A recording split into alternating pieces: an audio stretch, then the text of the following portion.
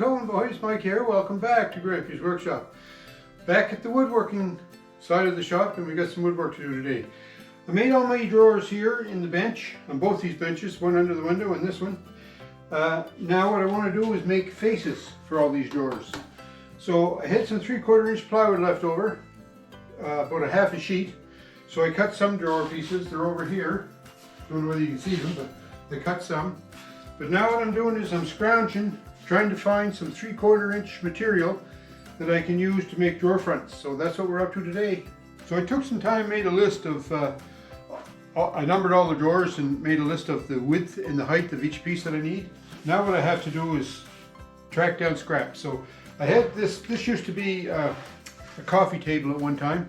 So it looks like there's a nice grain pattern on that, but in fact, if you look up here, it's peeling off. All it is just a vinyl skin that puts on it, that is put on it, and this is just like high density fiberboard. So I have one drawer front that's a quite big drawer. It's a 29 wide, 19 inches high, so 29 by 19. That's a big piece, and I'm thinking I'd like to get a cut out of this oval tabletop. The problems with this oval piece though is there's no straight edges to start cutting from. So I can't put it up against the fence and start cutting, or she'll go all wonky on me. The other thing is 29 by 19, I'm not sure if I can even get it on here. This is going to be scary. So what I'm going to do is I'm going to set up here, and I'm going to put a straight edge on here so that I can cut, at least have one side straight. Once I have one side straight, then I can put that straight side against the fence to cut the other side, maybe. Here's my straight edge. I'm also going to use the Makita saw. So I made some marks here, 5 1/8 inches back from where that edge is. And I think I'm ready to cut. I put my straight edge on here. I can just run the fence now along that. I can run the shoe along the straight edge, cut that off. If I mess it up, all that means is I have to use this piece then for other drawer fronts. But if I cut it right, I can use this for the drawer front, that big drawer front that I was talking about. So anyway, we're gonna cut it. Why not, eh? Let's see what happens.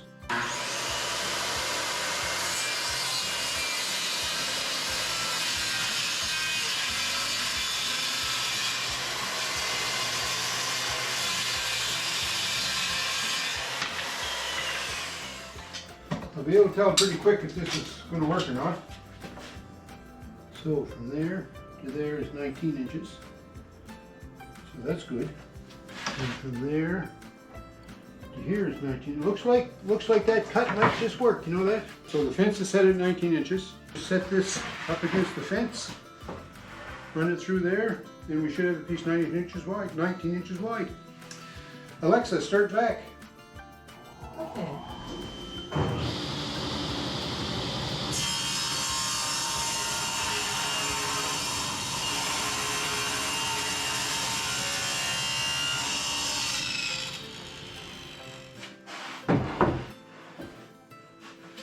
Now what I want to do is just where this cut piece intersects with where it starts to make its arc, that's where I want to start the cut, because I want to make sure I have as much wood as possible, right? Okay, let's make this cut.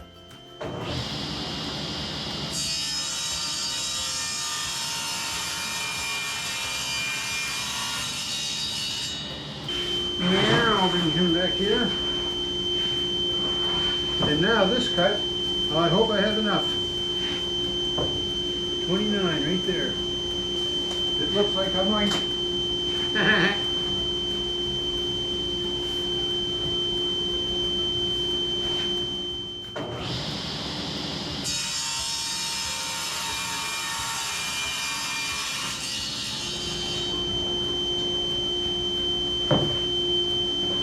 Panel cutting jig, handy thing to have too, eh?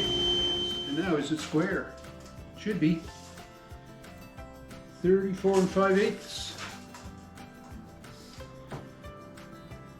34 11/16. It's square enough. And this is drawer, guess what? This was drawer number 13.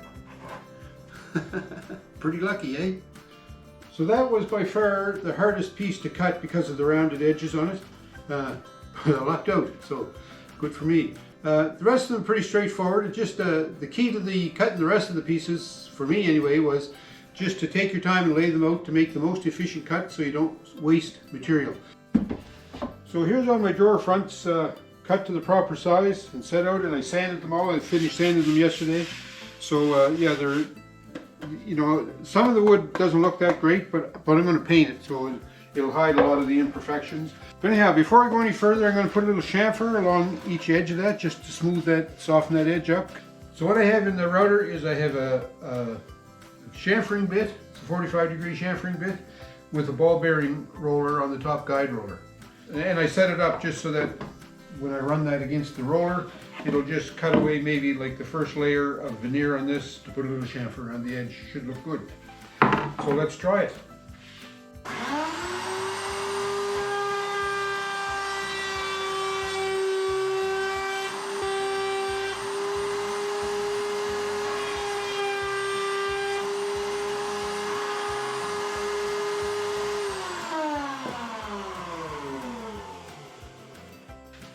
So from a distance, doesn't look any different, but when you look up close, try to show you. Got a nice little 1/4-inch chamfer around the edges, and that sort of softens them. So I'm going to do that on all the rest of the sheets, of the fronts I mean, and then we'll see about putting some crack fill compound on them to smooth them up. So there's my 23 drawer fronts, all chamfered on the edges. I'll just touch those up with the sandpaper, and then, like I say, put a skiff of crack fill on them just to smooth them out. Crack fill compound go a long ways making these drawer fronts look good. Okay, the first drawer, quite a few little voids in it, so we're going to try to put some of this crack filling compound on it. And I thought this was going to be the perfect stuff when I bought it, but when I get it home here and start reading it, it says don't use it as a skim coat, and that's exactly what I'm trying to do with it. But anyway, if you don't tell anybody, I won't. I guess maybe I'm not using it as a skim coat, I'm using it to fill these voids. So that'll be our story if anybody asks.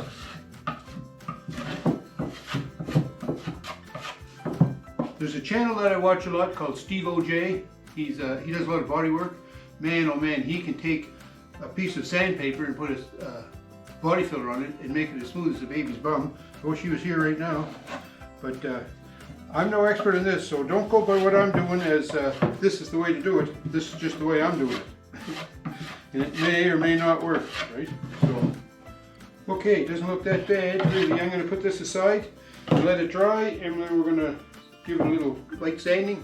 And I've got 23 other drawer fronts like this to do, so I'll be back. So the crack filling, I think, is all dried, so it's time to sand again. I'm going to put the dust mask on and the hearing protection. And before, when I sanded, the shop was just covered with sawdust. Now I'm going to cover everything with crack fill dust. Oh baby. Anyway, it's got to be done.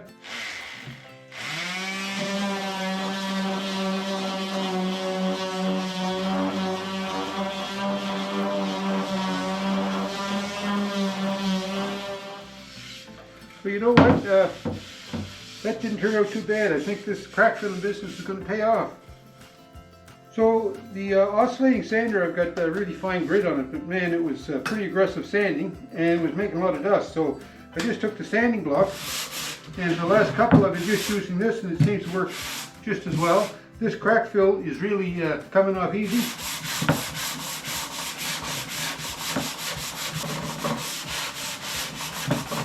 So this is physically harder on poor old me, but it's a lot less dusty. It turned out nice, I like that. So I think I'm going to do the rest of them with the hand sander. I'm about a third of the way through now before I switched over, but anyways, we'll do it with the hand sander. You know what? After doing all this sanding, Stevo J does a lot of sanding on his channel, and I'll put a link to his channel down below in the description box. But I have a whole new appreciation for Stevo and all the work that he does. So baby, sanding, she's a rugged pastime. We're back at it, painting. Oh baby, seems like there's nothing I can do that doesn't end up I have to paint something.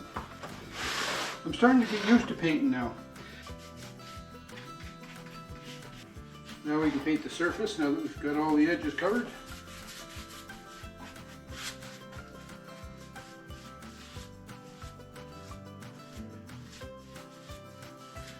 Okay, there's the first drawer front painted. Well, I got my drawer fronts all painted. There's 2 coats on most of them, 3 coats on a lot of them. And I went around with the crack filling compound and tried to fill a lot of the voids, but some of them are still pretty visible, like that right there. But for the most part, they don't look that bad. So I'm getting ready to put the drawer fronts on here. Here's the drawer front, isn't that pretty? Isn't that a handsome thing? Anyway, I need to put that on here. So what I've done is I've set my laser level up so that it's a 1/2 inch above this edge all the way down the bench. So I can use that as a reference line. Also, I made the drawer fronts to be a 1/2 inch bigger all the way around than the actual drawer opening. I need it to overlap a 1/2 inch in the top, 1/2 inch in the bottom, 1/2 inch in each side probably. But I also need the edges to line up, So, or get as close as possible. Now what I can do is set that right there, just so that I'm starting to see the green line on the front edge of the drawer front. And that should be good. I can line them all up like that. Trouble is, how do I secure this to the drawer? I have these drawer pulls that I made, and they're just made out of veranda flooring, piece of 1x material. And I think this is 15 degrees, put a chamfer 15 degrees, then cut it off here. The edges were already rounded over. So it makes a nice drawer pull, right? But I want to put that on this drawer front. For the most part, these handles are going to go in the middle of the drawer front. But some of them won't, like maybe on this deep one here, if you can see that. I may want to put it up closer to the top rather than in the middle. I don't know yet. We'll see. But anyway, what I have to do is I have to say, for this drawer, this pull is going to be in the center. So what I want to do is locate the center of this drawer front. In the center, 8 5/8. So that's the center of the drawer. So I'm going to come over here 1.5 inches on either side. So 1.5 inches there and 1.5 inches there. So those marks right there, I can put a screw through there and a screw through there. And once I get this lined up in the front, I can screw this front right to the drawer. Then I can open the drawer up, put some screws in the back of it to secure this to the drawer, take these screws out and put the drawer pull on. That's my plan, right? I have this straight edge right here. And I'm thinking I'm going to put that down here, and I have a couple of clamps. If I can get these wangled in here. So we can take the drawer front and we just set it in place there. And I can just see a little glow on the top there, so I'd say that's pretty good. We also have to line the drawers up side to side. So I made a mark here 1/2 inch away from that edge. So if I put my drawer front on there and line up that mark, just about like that. That should be good. And then if I drill a hole here, these 2 marks that I made for the drawer pull, I can put 2 screws in there to screw it to the drawer front. Okay, so I have my holes drilled there with a couple of screws. I'll put this on here, line this up with the mark. Laser line is just making the edge of that drawer front glow, so that we put this in here.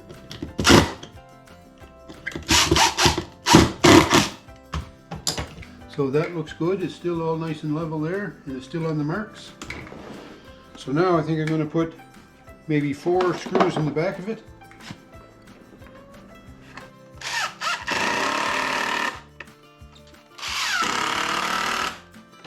And then we can take these screws here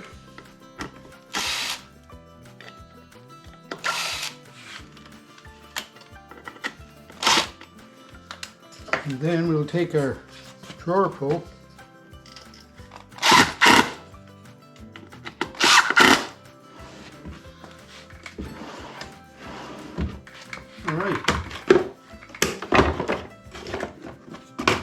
quite a little challenge, getting these on. But I'm going to work along at this, and we'll see how it goes. But the first one doesn't look too bad. I like it. Well, there's, I guess, the first section done, So that's good. They fit nice and tight, and the edges are lined up. Pretty well equal distance between the drawers. And also these drawer handles, I'm going to paint those gray, same as the bench. You know, the only thing a little bit different was when I was putting these bottom drawers in, I couldn't clamp straight edge along the bottom. So what I did was, the gap between the drawers is a 1/2 inch. Oops. So I had a piece of 1/2 inch 3/4 ply, and I just took that, and then what I did was I set that up against this drawer, and then, ouch, and then slid that drawer, well, in there. I held that front face up tight against that and lined up my mark on the side, and that's how I located those ones. So using that 1/2 inch spacer worked for that. Like I say, I'll do the rest of them and then we'll show you the results. So there's a look at the bench, all finished, at least on this end. I've got the drawer fronts all on, and the pulls, I even have those painted gray. Doesn't look too bad, eh? Yeah, and they turned out all right. As I worked my way down the bench, I didn't have these handles painted, so that's why they're a different color. They will be painted though, before too much longer. And this is still open because if you remember back when I was designing the layouts of the drawers, I decided I would put doors on here instead of a drawer front like you would typically see on a drawer. They lined up pretty straight, and for the most part they closed nice and tight too, so I'm satisfied and pleased with the way that turned out. So it was a long project, eh? I think I started this back before Christmas working on this bench. Well, actually it was last summer because I remember putting the ATV in the door and pulling it with a rope to move this big long bench away from the wall. But anyway, here we are almost a year later, and I got the drawers finished. The fronts are on, they look good. The drawer pulls are on there, they look good. I'm really happy with the way this turned out, and I hope you are too. So let me know in the comments what you think, and thanks for watching. Don't forget, thumbs up me folks, that really helps the channel, and I appreciate your time for watching and for the thumbs up. Have a great week, and we'll talk to you soon.